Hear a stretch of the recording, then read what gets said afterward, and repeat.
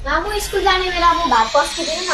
के गर्छे छोरी, बाउले गति छाडिहाले, दुःख पाउने भए मामेले। बाबा चामल दिन जानुभएको आइपुग्नु भएकै छैन। आज तँलाई म 20 रुपियाँ पैसा दिन्छु, चाउचाउ खाएर जाऊ ल।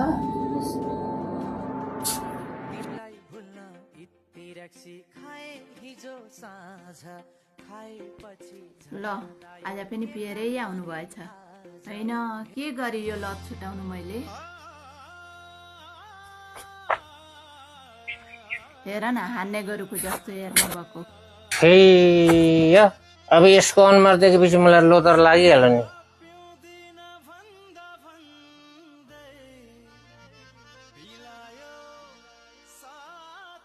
ए ए ए लडिन्छ। उता जा लक्षिणा, अय्या, उता जा। दुःख मेरो भाग्य, दुःख सुख सँगै काटौँला भनेर कसम खाइ खाइ विवाह गरेको।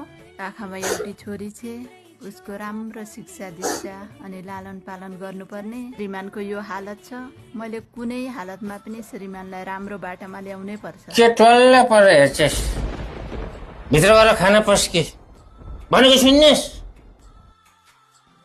अब त केही उपाय नलगाइ नहुने भयो।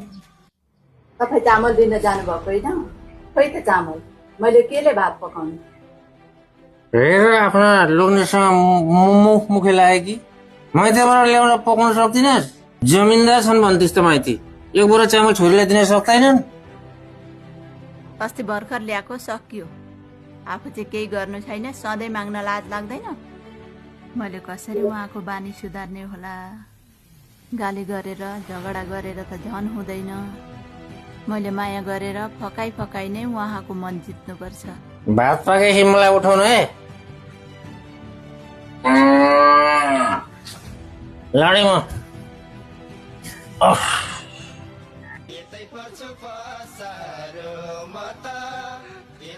निदाउनु भएछ।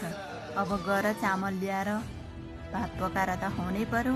जे गरेर भए पनि उहाँलाई सही बाटोमा ल्याउनु छ, त्यसैमा नै हाम्रो भलाइ हुनेछ।